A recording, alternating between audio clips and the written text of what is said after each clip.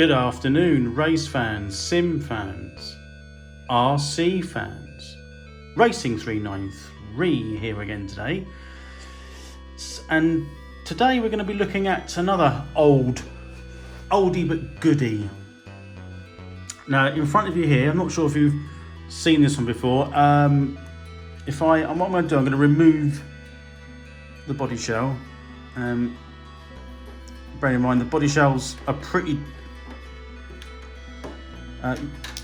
You can use like any body shell, to be honest. They're not like fixed.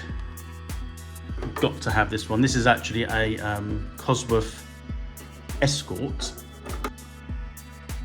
I think a lot of the thing is trying to do it one-handed. Just cut that off. Put that aside for a second.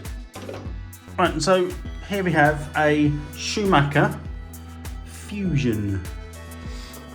It comes under very many different guises from what I can gather. A Schumacher Fusion 3, or my understanding is this is a Schumacher Fusion 21. That's what I'm led to believe, that's what I've been told. I quickly looking around it now, I wouldn't have any, wouldn't know why it wouldn't be that from what I can see. But anyway, you can see here it's a four-wheel drive touring stroke saloon type chassis. I'm just going to show you the underside. So it has been used. You can see it's not in its best condition on the chassis, but everything's where it needs to be. Nothing's rounded off and stuff. So I know I can either paint the chassis, this one, or I know you can buy these for about £25, $38. So I don't know whether I'm going to do that yet. It's got all-round independent suspension, oil-filled shock absorbers, fairly robust, so there's not a lot of movement there. Soft, sort of slick tyres. They're not glued on here actually, so I don't know how that's going to fare. And as you can see clearly, a IC engine powered unit with a, well, according to Schumacher, that should be a tuned pipe. I'm not quite sure if that is, but it looks in fairly good condition. If I want to see where the engine identification is, it's sort of in there. I don't know if you can see that. If I zoom in, let's see what we can get there. So I think hopefully you can see that. Pro 21R. I've got a funny feeling that might be. Is it a Thundershot? No, not Thundershot. Thunder Dragon. There is a model and make of Nitro RC car that had that. I'm not so sure. It may not have been this. Anyhow, would assume that is what it is. Like a lot of these kits in the day, you kind of could put any motor in you like within reason. Probably it's the same orientation as what the clutch and carburetor would have been. But the most interesting thing, or one of the interesting things, is there's two things on this I'd like to show you actually. You can see there, which is I thought it was a Fusion 3. That was my thought process. It's actually 3-speed. And Schumacher claim that this car in excess, Schumacher claim this car can do in excess, that's not the group, of 80 miles an hour, which is incredible.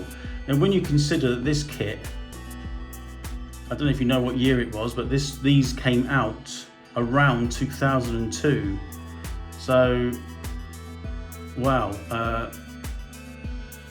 19 years ago. So this is 19, give or take, 19 years old. And if you know that the sort of kits that I tend to review, I suppose, or collect are the collectible ones, the old ones. So this is another one of those must-have nitros. It is nicely built. It is belt driven, and I'll show you that in a minute. But as you can see, we can go around the car. It's fairly standard. I did put some extended body posts on, so that was these ones here. There's a bit of flex in them, so I know that's not ideal.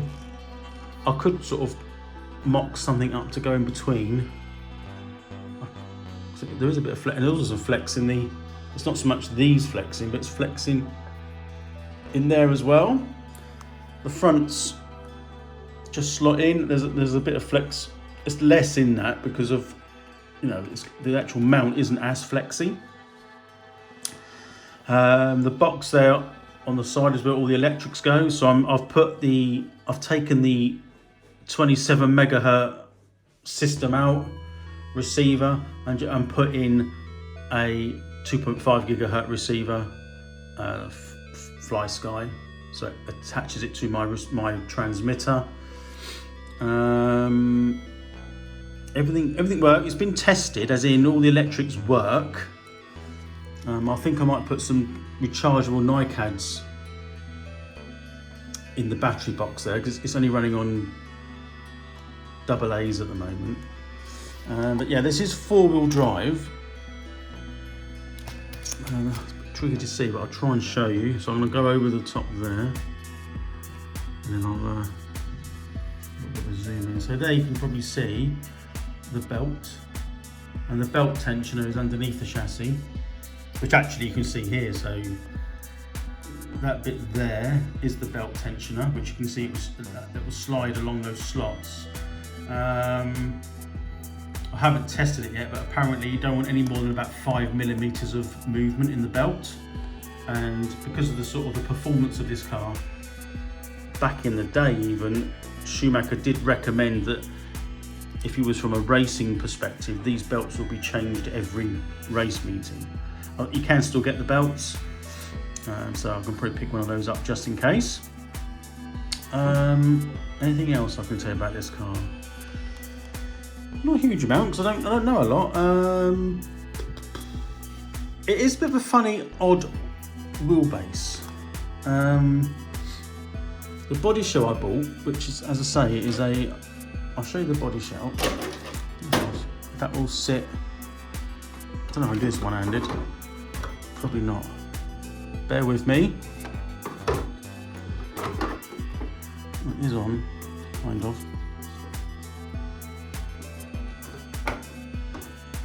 So you can see that I'm going to paint this. Obviously, it's going to be. I've got Martini stickers, so it'll be a simple case of painting it white. And if I come down, you can see the front's not too bad. It's not quite where I wanted it, and the back had to be trimmed a little bit because where the actual arch was, it wasn't kind of where it should have been. But that is a Escort Cosworth Mark V Escort, I think. And like I say, we're going to put Martini stickers on it, so it'll be very simple white. I might do some of the black accents and things on the car. I'm not sure what to do with the front, whether I'll get much detail in there. Yeah, I was thinking of putting light buckets in and getting lights on the front. I'm not too sure yet. So, and the back wing, it's kind of in like some plastic resin, but it looks like it's out of it's illuminous. So I'm gonna have to rub that back, and I'll probably have to put some primer or something on it, etching primer, and I'm trying to think of the rally cars of the time. Yeah, I'll probably paint that white. I'll do that, keep it so it's in keeping with the body, so it doesn't stand out as an obvious wing. I was never a huge fan of that wing on the back of these, but it does kind of suit the era and the car, I think. So that's the next job is actually to paint the body shell. The other thing I want to show you, actually, whilst I'm here. Now this car, I'm going to zoom in. As you can see, has got a roto start on it. Now I put that on myself. It did come, and I still got it, is the pull start, which it did work, as in it pulled the engine over. I haven't started the engine yet, but it hasn't got a flywheel gap in the chassis underneath. Some have. There's obviously a different specification. This one hasn't. So I decided to put a roto start on it. Now, the only thing is, I'm hoping that it's going to be so tight. I don't know if it's going to work, because the exhaust manifold's in the way. I'm hoping, really hoping, that when you put the torque bar in there, that it doesn't have to be as too much of an angle, that it's not going to slot in. It's going to be a real pain. I mean, I have got the pull start, but I wanted to get this started with the body shell on, so I'm going to install a automatic glow plug, like I've got on my other car. You just push a button and the glow plug glows for 20 seconds. So you just push the button, rotor start in, hopefully start the engine with the body shell on. I don't want to faff around putting the body shell on with the engine trying to run. That's the plan anyway. And the only other weak point on the car is, apparently, so I've been told, is the servo saver, which is, as you can see, let me just zoom in a little bit, is down there. I'm led to believe that the servo saver can get damaged in high-speed crashes, as this car is reported to do over 80 miles an hour. So there we have it. That is the new project. I've got other projects on the go. I'm not sure when this one will be done. I've got 2 cars that are ready to run. When I say ready to run, I don't mean they're bought and ready to run. I mean I've done the work to them. I've got my original RC10 GT conversion that's gone to a buggy. That's had all the bits and pieces with the gearing changed, and that's ready to see if it can get not a much higher speed, but at least over 40 miles an hour, which would be an achievement. And I've also got the RS200, which is all done, the gearing and the ball diff, and we see if we can increase that, because at the moment that is actually leading. That's doing 45, was it? I can't remember now, it's been a while. So that's where we're at the moment. I will probably I'm hoping to do a video a week. I'm back at work now, so I was just trying to get my head around work, and it's been flat out. So a video a week about my antics and what I'm going to do. That's about it really, because I don't want to keep bombarding you with stuff that you might not even be interested in. So I'm only going by my analytics on YouTube. They have gone up, more people are watching, so I'll keep doing what I'm doing for now. I'm hoping that we can perhaps get a running video. I don't think I'm going to have time this weekend, even though it's going to be quite nice weather. I don't know. I might be able to get a running video, at least release that video during the week, but we'll see how that goes. Right, onwards and upwards, and I shall hopefully see you very soon out on the strip. Other than that, thanks for watching and listening, and I'll see you soon. Goodbye for now.